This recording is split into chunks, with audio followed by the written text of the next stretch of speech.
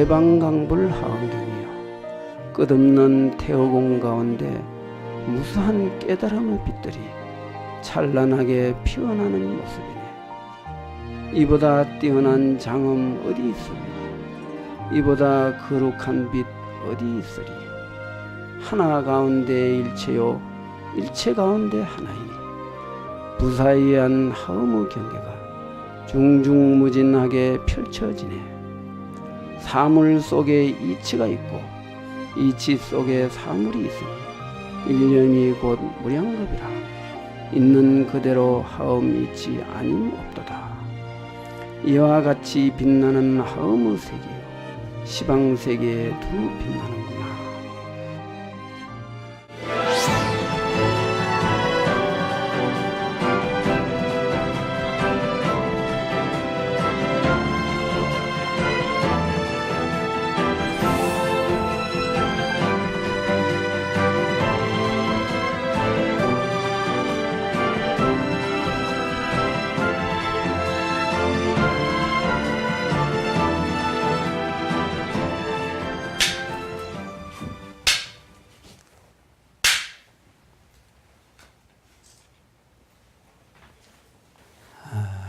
오늘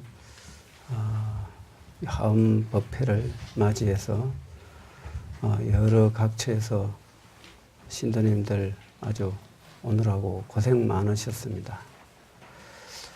우리가 인생이 살아가면서 여러 가지 문제가 많이 있지만은 그 문제 가운데 가장 중요한 것이 무엇인가 이런 생각을 해본다면은 아무래도 이 몸을 끌고 다니는 마음, 이 문제가 가장 인생에 있어서 소중한 것이다. 이렇게 볼 수 있죠. 아무리 육체가 소중하다 해도 100년 이내에 우리는 쓸모없는 물건이 되고 그는 하나의 나무 토막에 불과한 그런 존재로 전락하지만 이 마음은 버릴래야 버릴 수 없고 취할래야 취할 수 없는 이 마음을 우리는 다 가지고 있습니다. 이 소중한 이 마음, 누구도 뺏어갈 수도 없고 누구도 줄 수도 없는 이 마음을 어떻게 우리는 이 마음을 잘 다스리고 또 잘 사용을 해서 세상을 유익하게 보다 좋은 아름다운 삶을 살아갈 수 있는가, 이거를 우리가 생각해야 되겠죠.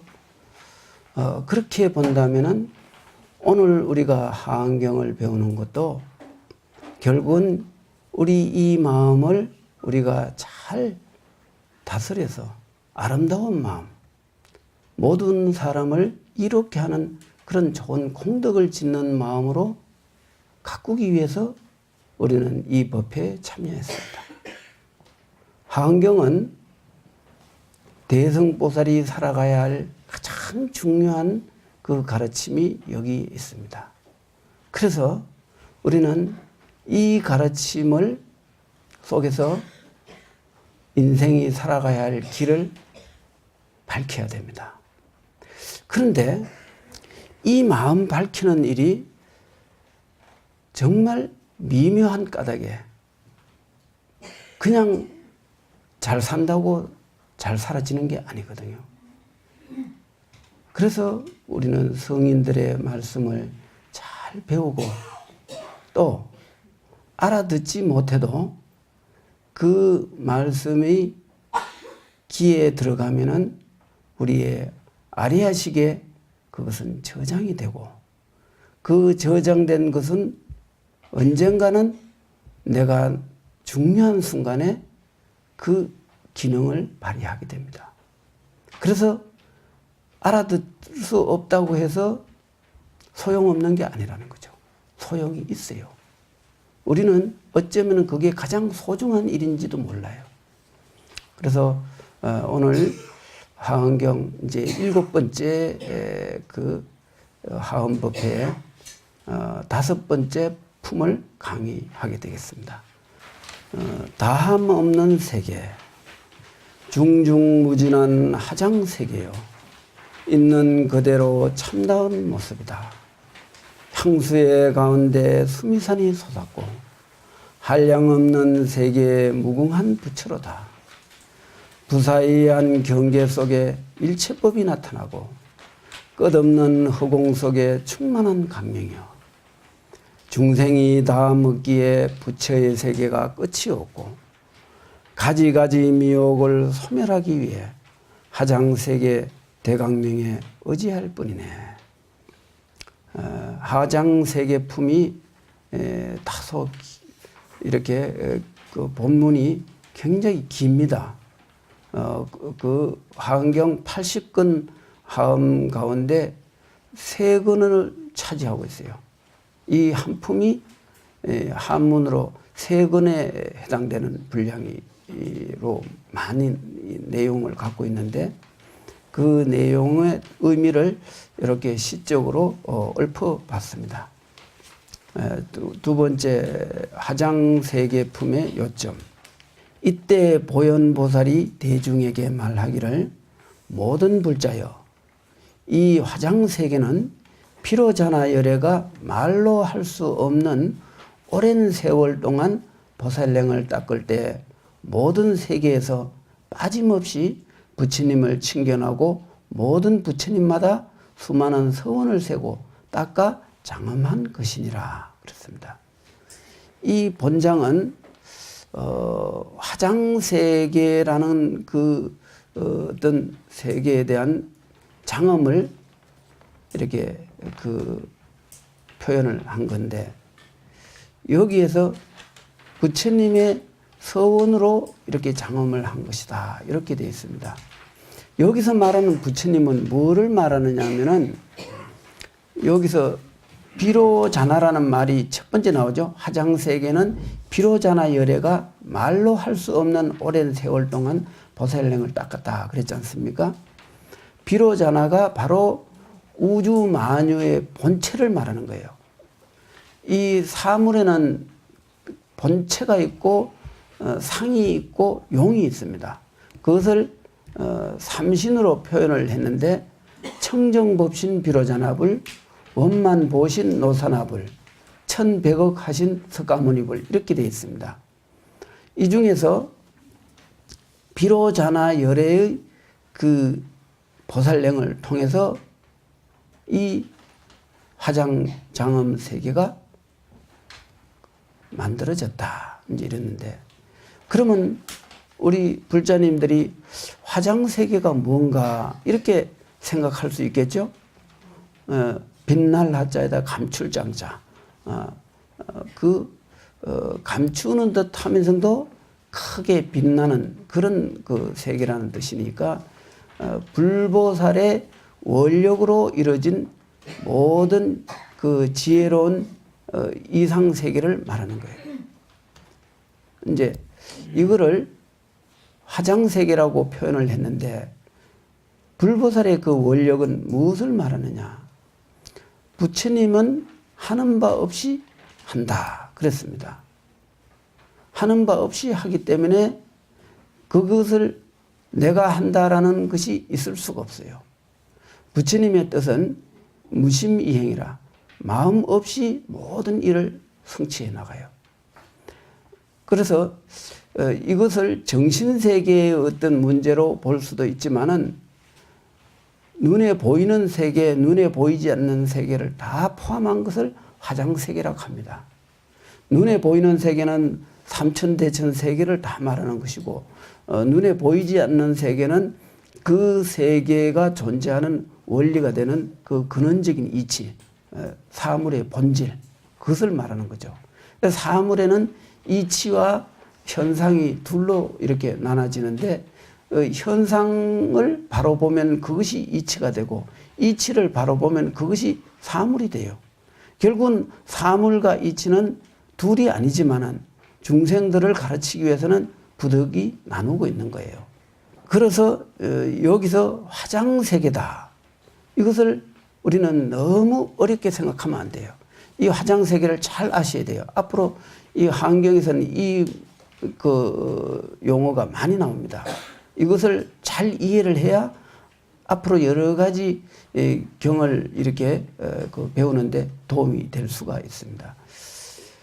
여기서 근본적으로 말한다면은 비로자나 부처님은 형체가 없습니다. 형체가 없지만은 형체가 있고 없는 걸 초월한 본질적인 그 세계면서 동시에 현상 세계도 포함될 수도 있다.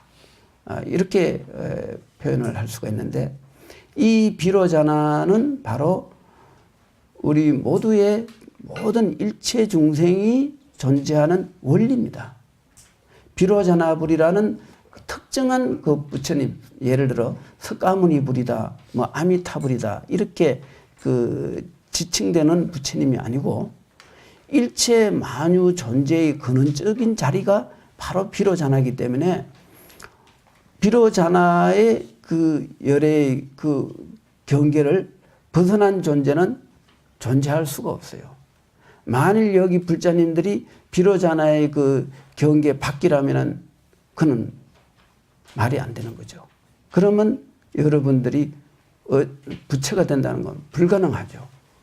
그러나 석가모니 부처님은 깨달음을 이루고 나서 일체 중생이 다 청정법신 비로자나의 그 경계 속에서 살것만 무지한 탓에 무명에 덮인 탓에 모르고 있을 뿐이다. 그러면은 우리는 석가모니 부처님 가르침을 통해서 이제 그 근원적인 도리를 우리가 깨우쳐야 되겠죠. 그래서 이제 이 이치를 잘 알면은 결국은 이 화장세계라는 것도 모든 중생들의 그 성근의 힘이요, 또 그 업력의 힘이고 모든 존재들의 그 어떤 원리가 그렇게 이루어지고 있다. 이렇게 보시면 되겠습니다. 자, 그 다음에 밑에 줄에 모든 불자의 이 화장세계라는 바다는 수미산에 한량없는 바람이 있어 유지하는데 가장 아래에 있는 바람의 이름이 평등주이니 능히 그 위에 온갖 법의 불꽃이 치성하게 장엄했고, 그 다음에 있는 바람은 그 이름이 가지가지 법의 장엄을 나타내는 것이니 능히 그 위에 깨끗한 강명으로 빛나는 구슬 깃대를 가졌고, 그 다음 바람은 이름이 보이득이니 능히 법의 방울을 가졌으며, 그 다음 바람은 이름이 평등염이니 능히 햇빛으로 구슬 받기를 가졌느니라 그랬는데, 이것이 전부 그 비유 같지만은 비유가 아니고 이게 내용적으로 이치적으로 보면 이렇게 흘러간다는 것을 가르친 거예요. 앞에 보면은 바람 풍륜이 있어 유지하는데 가장 아래에 있는 바람의 이름이 평등주라 그랬거든요. 평등이라는 것은 그 뭐를 말하느냐면은 그게 바로 비로자나예요.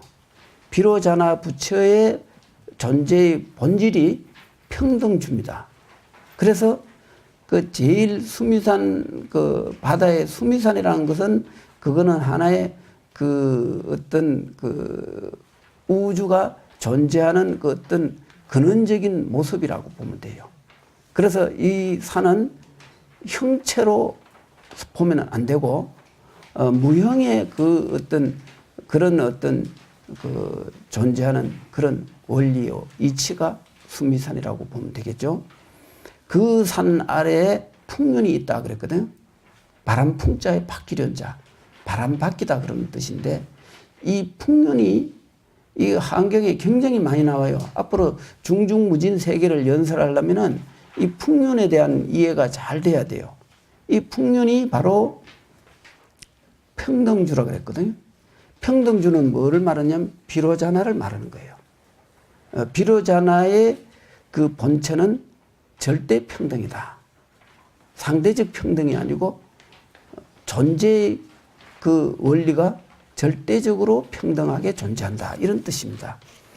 그래서 여기에 대한 이 해설이 한 두세 권으로 이렇게 쭉 설명이 되는데, 아마 보통 끈기로는 그거를 전문을 다 읽기가 아주 힘들 거예요. 왜냐하면 계속 반복되는 글이 끝도 없이 이어져요.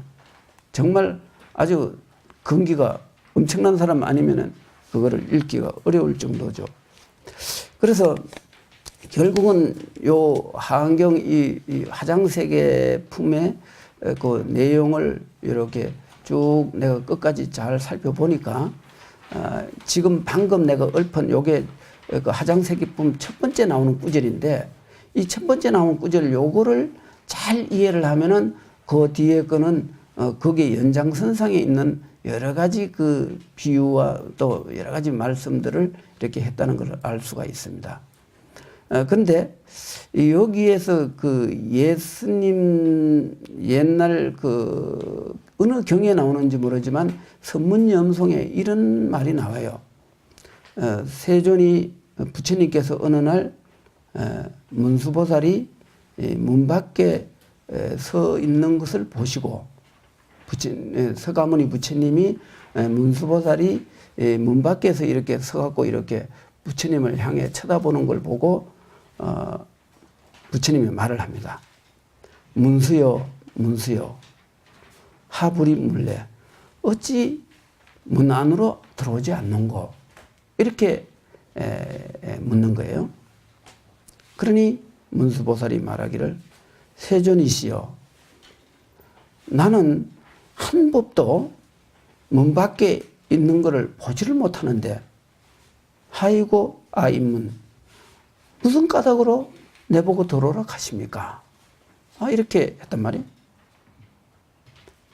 그리고 그 말 뒤에는 부처님이 무슨 말씀하시는지 기록된 게 없어요. 뭐 사실 이 말로 다 끝난 말인데 그래서 그 선문염송을 지은 분이 그 우리 고려 시대 그 보조국사 제자인 진각국사가 이 선적인 어록을 다 편집해 갖고 그 30권으로 만드는 그런 어록인데 그 굉장한 중요한 이야기가 많이 있거든요. 거기서 이제 평하기를 한 트럭도 그 붙이지 않는 것이 우리 집 가풍이다 그랬거든요.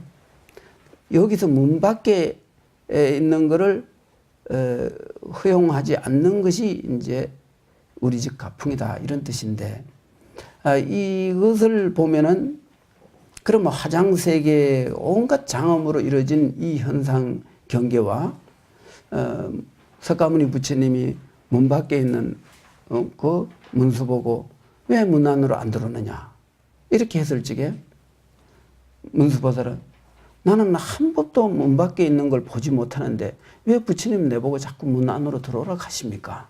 이랬단 말이에요. 여기서 어떻게 생각됩니까? 이 문 밖이라는 말이 무슨 말인지 잘 모르겠죠. 문 밖이란 말은 이제 마음 밖의 법을 말하는 거예요. 마음 밖의 법에 왜 서 있느냐? 그러니 문수보살이 내가 언제 마음 밖의 법에 있었습니까? 저는 마음 밖의 법을 한 번도 보지 않습니다. 이제 이렇게 이제 원래 선은 이렇게 해석하면 안 되는데 어차피 뭐 내가 이렇게 해석한다 해서 뭐 잘 알아들을 사람도 없을 것 같아서 내가 하는 거예요. 그렇다는 거예요. 이제 선은 원래 해석하는 게 아니거든요. 그래서 한 트럭도 붙이지 않는 것이 우리 집 가풍이다. 그랬습니다. 그런데 하안경에서는 화장세계라는 그 갖가지 장엄의 세계를 이렇게 그 장황하게 나열을 하셨다 이거예요. 이걸 통해서 그러면 우리는 뭐를 느껴야 되느냐? 바로 부처님께서 중생들이 바른 지견에 들어가게 하기 위해서 여러 가지 그 경계를 말씀하시는 거예요. 왜냐하면은 이런 그 화장세계의 이치를 통해서 법신의 그 미묘한 작용을 우리가 이해를 하고 우리가 이 현상 경계에 더 이상 흔들리지 않는 그 마음을 갖게 해주는 데 뜻이 있다는 거죠. 그래서 나는 이 하안경을 보면서 정말 그 부처님의 그 대자 대비가 무궁무진하고 그 한량없는 부사한 세계다 하는 걸 내가 생각했습니다. 자, 그러면은 나는 이 품에서 본문보다는 화장세계 품에 그 개송이 많은데 이 개송에도 참 좋은 말씀이 많더라고요. 보세요. 세종께서 과거 모든 세상에 계실 때 수많은 부처님 처소에서 정업을 닦으셨네. 그 인연으로 보배강명 얻었으니 그것이 화장장엄 세계의 바다로다. 그랬거든요. 이것은 아까 내가 말한 그대로입니다. 부처님의 그 정업, 여기서 그 정업이라는 것은 무엇을 말하느냐? 성근을 말하는 거죠. 성근, 착한 일을 많이 했다. 또 수행을 많이 한 것도 됩니다. 그리고 여러 가지 선행을 많이 한 것들. 일체법이 다 여기에는 그 선행으로 이루어져요. 예를 들어 산에 이렇게 가면은 나무 잎이 우거지면은 거기서 불어오는 바람이 굉장히 시원하지 않습니까? 더운 날 그 엄청 더운데 사람들은 더위에 지쳐 있을 때 바람을 통해서 사람들은 청량함을 얻습니다.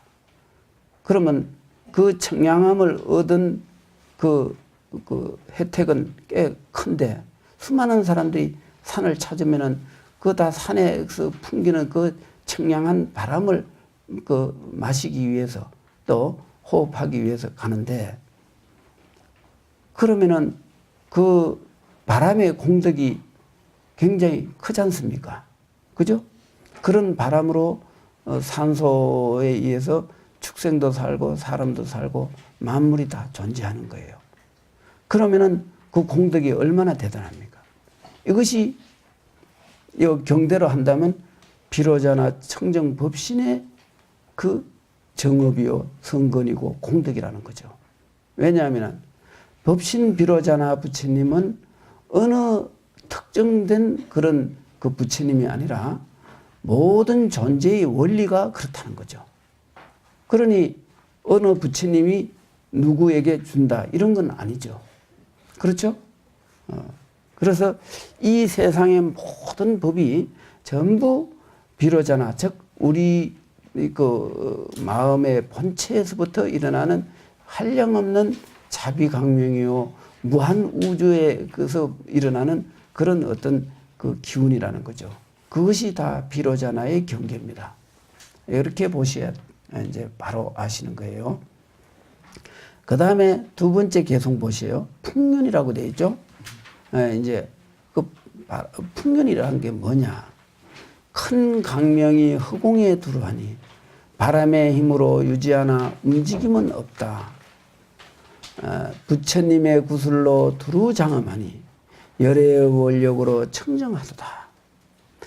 우리는 이 한경에 풍륜이라는 말이 굉장히 많이 나오는데 이 풍륜을 여기서 이렇게 개념으로 정리를 하시면 됩니다. 큰 강명이 허공에 두루하니 바람의 힘으로 유지하나 움직임은 없다 그랬거든요. 바람은 움직임의 그 본질을 성품을 갖고 있지 않습니까? 그런데 바람의 힘으로 움직이지만 움직임은 없다. 이거는 뭐예요? 바로 그 존재의 그 근원적인 뜻은 움직이는 바가 없다. 중생은 움직이나 부처의 경계는 움직이는 바가 없다는 거죠. 그 모든 움직이지만 움직이지 않는가 아무런 차별이 없는 그런 청정법신 비로자나의 경계이기 때문에 그렇다는 거죠. 그래서 부처님의 구슬로 두루 장엄하니 열의 원력으로 청정하다. 부처님의 원력으로 청정하다는 거죠. 여기서 말하는 부처의 원력은 바로 비로자나 열의 원력이라고 이렇게 보시면 되겠습니다. 그 다음에 이제 채상이 나오죠. 이 세계 큰 땅 위에 향기로운 바다가 있는데 구슬로 장엄되었다. 청정하고 묘한 보배가 바닥에 깔려서 건강에 머무르니 소멸하지 않도다 그랬어요. 이 땅 위에 향기로운 바다가 있는데 구슬로 장엄되었다 그랬어요. 이거를 어떻게 이해하실까요? 향기로운 바다에 구슬로 장엄됐다는 이 말을 이해가 잘 안 되죠. 그죠? 네. 여기서 향기로운 바다라는 것은 진리의 바다를 말하는 거예요. 진리의 바다. 진리를 왜 바다에다 비유하느냐? 바다는 옛 사람들이 봤을 적에 참 그 넓이가 무궁무진하잖아요. 이 지구상의 바다가 차지하는 면적이 70%입니다. 바다가 이 지구의 70%를 차지하고 30%가 육지예요. 그렇다면은 이 바다가 굉장히 이 땅보다 더 넓다고 봐야 되겠죠? 그래서 옛 사람들은 이 바다를 진리에다 비유를 하는 거예요. 그렇다고 바다가 그 비유는 어디까지나 비유로만 보면 돼요. 그 이상 생각할 필요는 없거든요. 그래서 진리의 바다에 구슬로 장엄되었다. 구슬이라는 것은 그거는 묘유를 말하는 거예요. 묘유. 모든 장엄된 현상. 우리 한번 이 현상을 보십시오. 이 삼라만상의 모든 존재들이 제각기 모습으로 잘 이렇게 움직이고 있지 않습니까? 이것이 다 구슬이에요. 이걸 떠나서 구슬이 따로 있는 거 아니에요. 그래서 이 모든 존재들이 사실은 전부 그 구슬이 되는 거죠.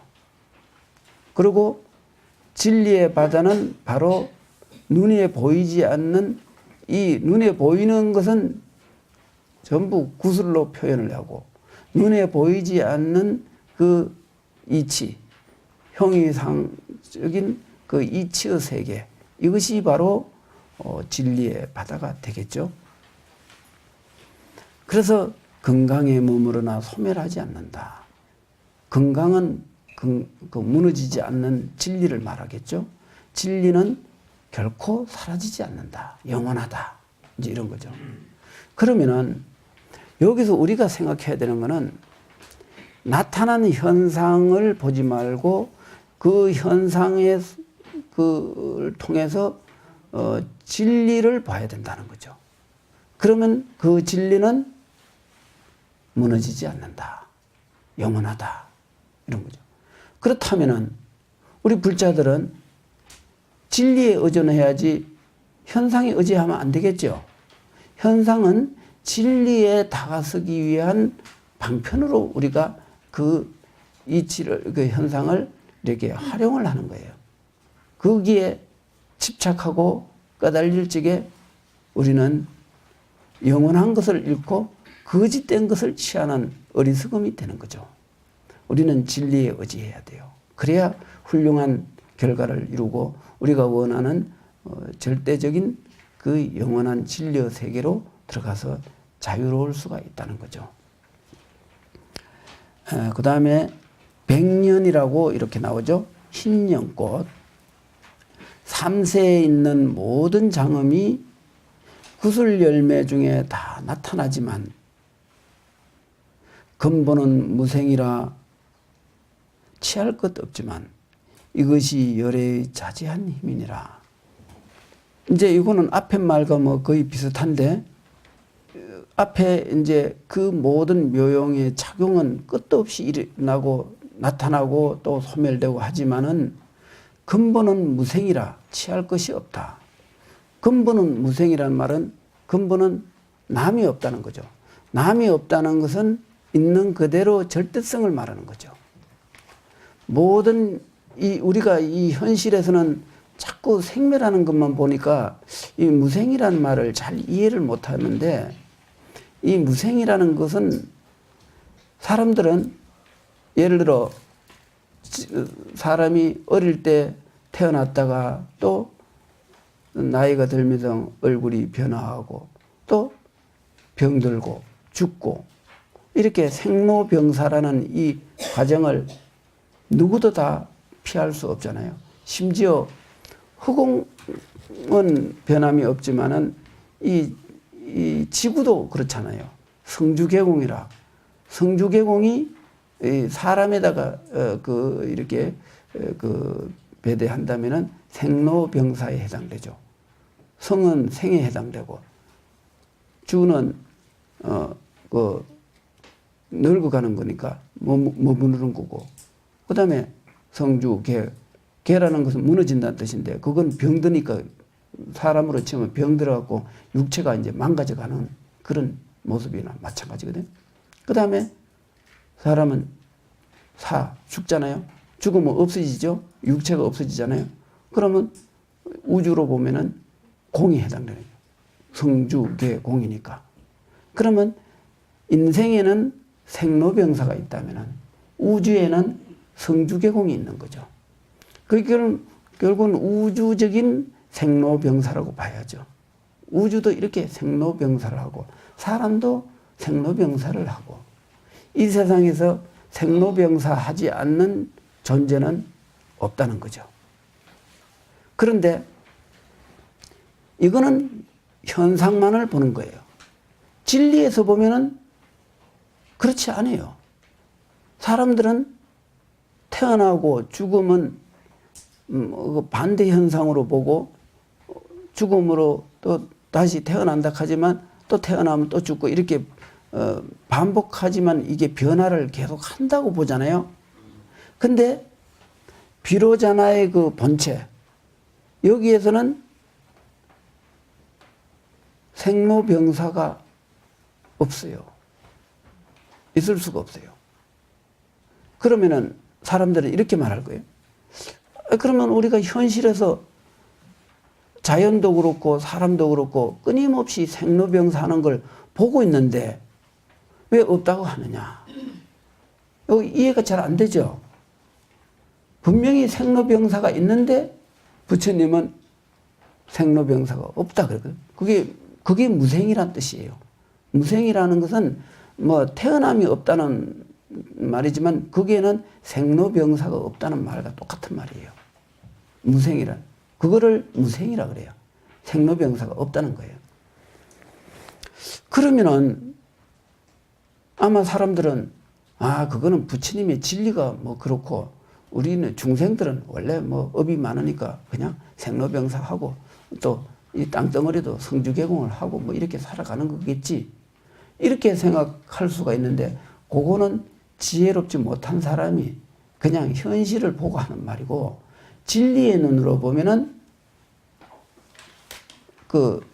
이 무생무사라, 생도 없고 사도 없어요. 그러면은 여기 무생의 도리에서 보면은 생로병사가 하는 그대로 무생무사가 되는 거예요. 죽음 그대로 무사고 태어난 그대로 무생이라. 이거를 참 이해하기가 아주 공부를 많이 한 사람은 바로 알아들어요. 근데 요걸 알아들을 정도 되면 지무생사라 그러죠. 생사가 없는 도리를 아는 단계는 돼요. 그게 이제 보조국사가 하는 초견성, 첫 번째 자기 성품자리를 보고 하는 소리가 이제 무생무사의 도리예요. 그런데 진리의 눈으로 보면은 생로병사 그대로 무생무사라는 것을 분명히 알아야 돼요.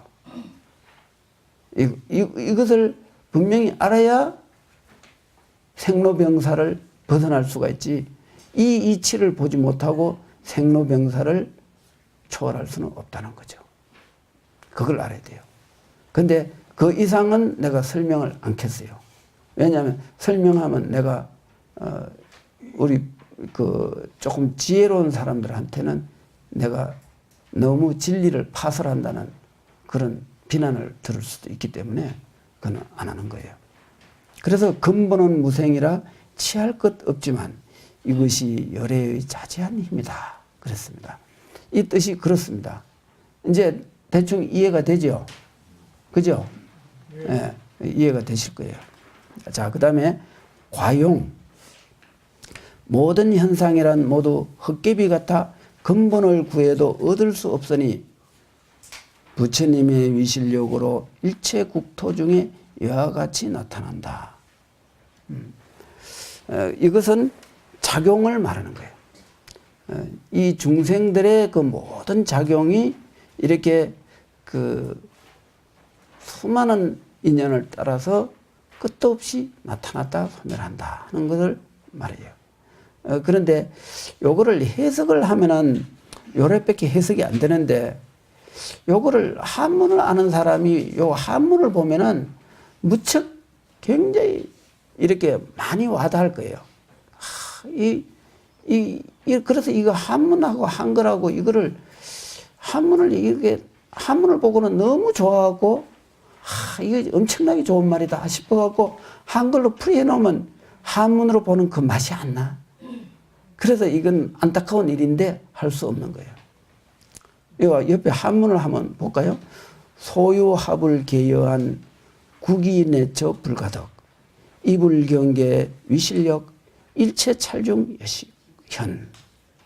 이렇게 한문을 쭉 읽으면은 그게 뭔가 뜻이 이렇게 와닿으면서 참 그 느낌이 굉장히 시원하고 좋아요. 그래서 부처님 말씀은 이렇게 중생들의 몸과 마음의 모든 업을 씻어내는 효과가 있다는 것을 우리가 알 수 있는 거예요. 하장세계품의 대의와 선. 나는 이 선과 하음이라는 것을 정말 무던히도 이렇게 개합하기 위해서 이렇게 신경을 많이 좀 이렇게 생각을 많이 해봤습니다. 왜냐하면 하음과 선은 늘 이렇게 그 굉장히 이렇게 그 근원적인 자리에서는 이렇게 부합이 되기 때문에 그 하음과 선을 어떻게 이렇게 조화롭게 이렇게 구성할 것인가를 생각을 해봤는데 사실 이 본품을 이렇게 보면서 이거를 선적으로는 어떻게 이해를 해야 되겠느냐. 이제 이거를 내가 생각해갖고 이렇게 지금 적은 거예요. 그래서 한번 읽어보십시다. 하장세계품에서는 무변허공에 존재하는 만상만물의 본질과 형상과 존재 원리를 밝힌 가르침입니다. 그럼 왜 하음경에서는 이렇게 장황하게 하장세계의 원리를 밝혔을까요?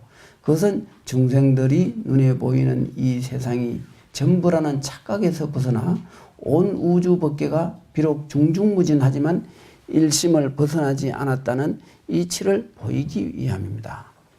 이제 여기서 이제 중요한 게 이것은 법구경에서 마음은 마음법의 근본이라고 했으며 원각경에서는 끝없는 허공도 깨달음에서 나타났다. 무변허공 각소현발. 이거는 굉장히 유명한 말이에요. 여기에 입각해서 보면 온갖 만법으로 장엄한 하음의 하장세계가 모두 비로자나의 본원이라고 설한 본품과 다름없는 말이다. 이제 이런 뜻입니다. 그래서 선에서는 유와 무를 함께 버리고 지금 이 순간 보고 듣고 하는 당체를 바로 보게 합니다. 그 순간을 바로 볼 때 인상과 우주의 전체를 바로 볼 수 있기 때문입니다. 밖으로 벌리면 백천가지 묘형이나 거두면 한 법도 볼 수 없는 그 자리, 그것이 바로 하장장엄 세계라는 진리의 바다입니다. 우리는 본품에서 근본을 직시할 수 있는 지혜를 볼 줄 알아야 됩니다. 그래야 하음의 하장장엄 세계에 들어갈 수 있습니다. 그렇습니다. 그 밑에 그것은 존재의 본질을 보지 못함으로 인해 앞뒤가 엇갈리고 선우가 전도되어 도무지 혼란의 도가니에서 벗어날 길을 찾지 못하고 있습니다. 이때 하음의 진리에 입각하여 온갖 어리석음에서 벗어나 참다운 삶의 지혜를 깨우쳐야 합니다. 이것이 본장을 통해서 터득해야 할 이 시대에 우리가 살아가는 우리들의 가르침입니다. 그랬거든요. 우리는 이 하음의 이치를 통해서 이 앞뒤가 엇갈리고 선우가 전도된 이 혼란의 도가니, 지금 우리가 살아가는 게 그런 모습 아닌가요? 그렇죠? 나라도 시끄럽고 국민들 삶도 없고 전 세계가 지금 시끄럽습니다.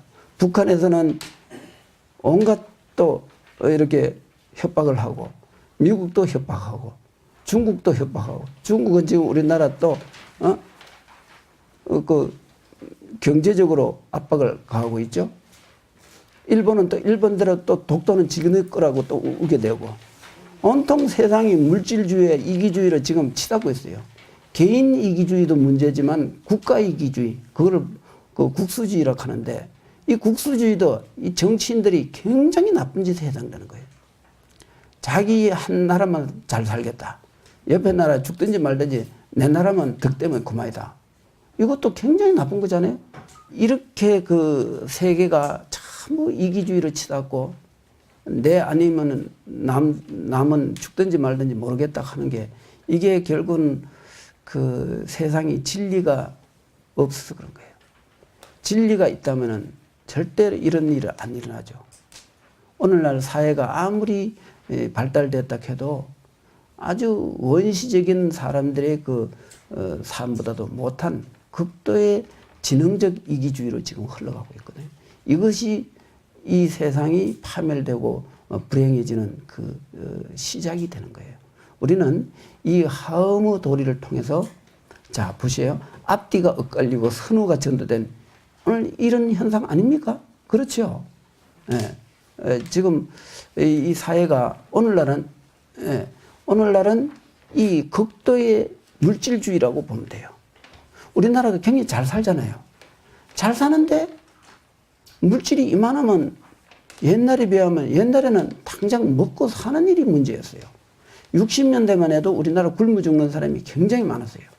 여름에는 뭐 풀이라도 뜯어 먹는데 겨울에는 먹을 게 없으니까 그 추워서 얼어 죽고 굶어 죽고 하는 게 부직이 있었어요. 아마 여기 노보살님들은 다 아실 거예요. 60년대에 얼마나 우리가 어렵게 살았는가를. 나도 그 기억이 나는데.